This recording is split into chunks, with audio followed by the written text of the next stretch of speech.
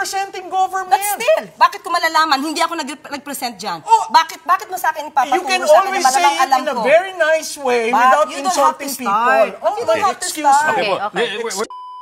Si Gutesa, siguro alam ni Yuse kung nasan si Gutesa. Bakit mo naman sa akin ibibintang? Baka kayo may alam. Ay, Total, hindi, kayo hindi naman ko alam yata kasi- may kakilala dyan. Hindi, ikaw ang nasa gobyerno eh. Pero teka lang, sino ba nag-present sa kanila? Ay, Yung mga hindi kaalyado ko alam nyo kung sino nag-present sa nag-present. kanila. Please do not accuse Hindi kami me. nag-present dyan. Baka kaalyado nyo nag-present Ay, dyan. hindi. Ay, yan ang propaganda. Biro mo ang assertion mo, ako kasama. Eh, ba't mo Excuse hinahanap me. sa akin? Baka Ay, alam mo. Alam mo, pag ikaw ang estado, Okay. never mind. Well, let's I respect this show. I do not want to go to the gutter. So, don't Let's ask start ng vote, kasi. let's ask You're ng vote. putting something to me. But you are representing government. But still, bakit ko malalaman? Hindi ako nag-present dyan. Oh, bakit mo sa akin ipapaturo You can sa akin na always say malamang it alam in a ko? very nice way without you don't have to insulting start. people. You don't have to Excuse start. me. Okay. Excuse me. Ano You don't have to start. Ganito po. Let's ask na lang each one. Do we have any information from either end? Any information from either end of where he is? And No, I don't know. There was someone who told me that he is in the custody of government, agencies of government, including the family. including the family. Including the family. So, do I know for certain? No. It was relayed to me. Am I part of the scheme that some people would say I am part? I am not. I am just an ordinary citizen who loves this country and would like to comment on certain things. Tinanong natin yan sa Marines eh. At sinabi nila na wala sa kustodiya nila, walang nakakaalam. Siguro ang dapat si na Mike natin Defensor tanong si din Mike na- Defensor. No, we already asked Mike Defensor. Nako, ating susubaybayan ng mga susunod na oras at yung mga kaganapan dito po sa ating gobyerno na kung saan ay may mga report na ang Malacanang daw ay naka-lockdown na at patuloy ang pagpapatupad ng mas mahigpit na seguridad sa Malacanang Complex. At ayon sa report ay sarado na yung ibang mga gate at tanging yung sa may bandang nagtahan na lang nakabukas. At pero talagang mahigpit daw po no yung papasok at papalabas na mga sasakyan sa Malacanang Complex. At ito ay kasunod na rin ng yung pagbubunyag mismo ni dating Congressman Zaldico na kung saan ay kanyang direktang inaakusahan. Ito pong si Pangulong Marcos Jr. na siya umanong utak o mastermind at siyang nag-utos sa kanya para po sa budget insertion.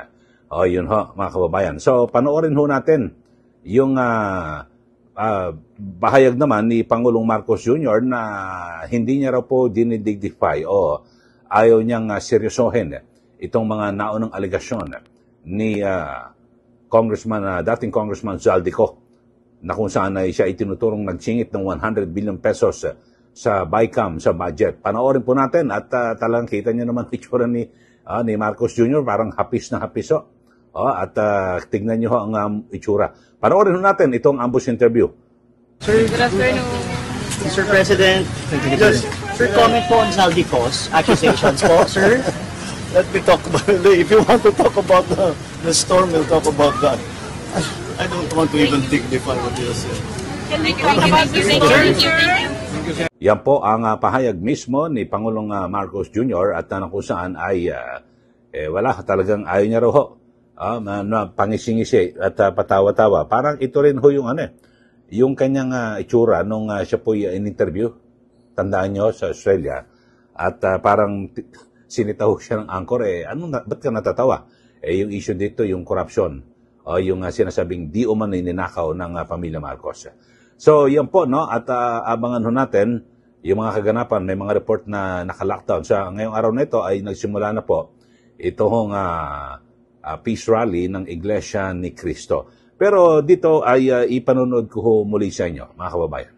Ito ho isang tagpo na kung saan ay kinausap ni nooy Congressman at Chairman ng Appropriations Committee ni Zaldico, yung sundalo na kung saan ay kanyang ipinagmamalaki na naisingit na yung 8 billion pesos para sa subsistence allowance, yung 300 pesos per day, 350 pesos per day sa mga sundalo. So 8 billion ho yan, naisingit ho.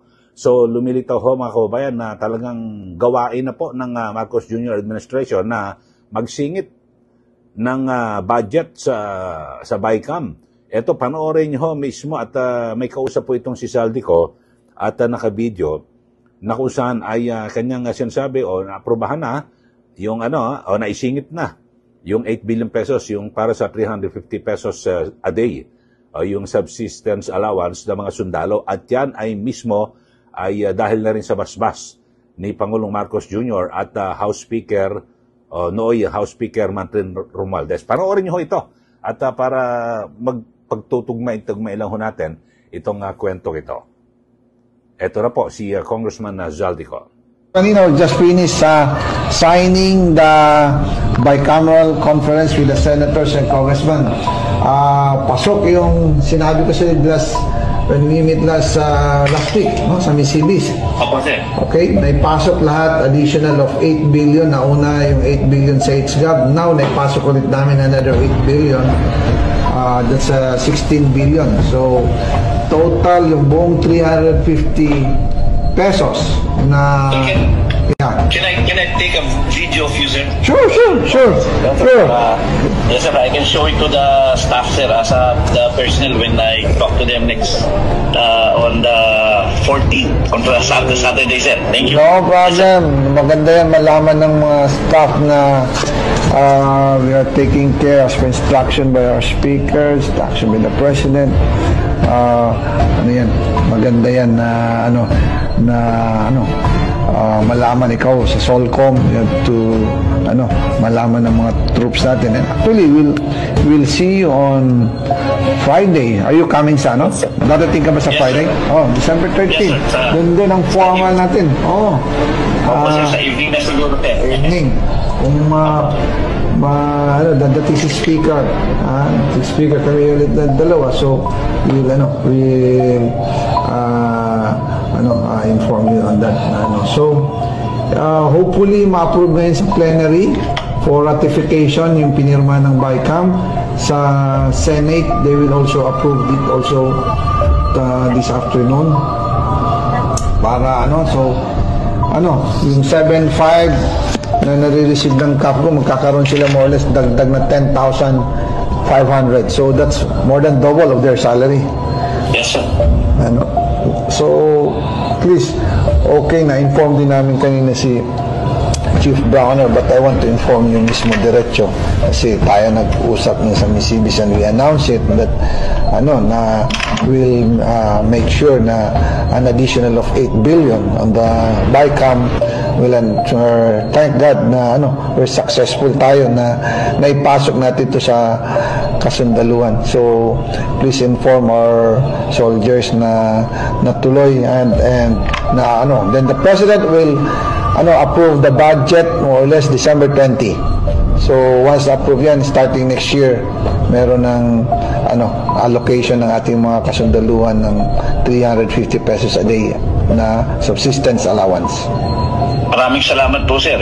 Makakarating po, sir. I'll show the video to all our staff and mga sundalo po dito sa Solcom. Yan po ang pahayag ni Congressman Zaldico na kung saan meron po siyang kausap taga Southern Luzon Command ng AFP at kanyang ibinabalita na ayos na, naisingit na yung 8 billion pesos dahil na rin yan sa basbas ni Pangulong Marcos at gayon din ni Speaker Martin Romualdez at nakatakda ng aprobahan ng Pangulo yung pambansang budget noon. So yun ho, lumilitaw lang ho, pinagdudugtong-dugtong lang ho natin mga kababayan na talagang kasi ang may binabagit ho rito yung ilang mga taga-suporta ni Pangulong Marcos Jr. at yung iba ho yung mga grupong Dilawan o Pinklawan na kung saan ay sinasabi niya maging itong si Senator Ping Lacson, ang sinasabi niya ay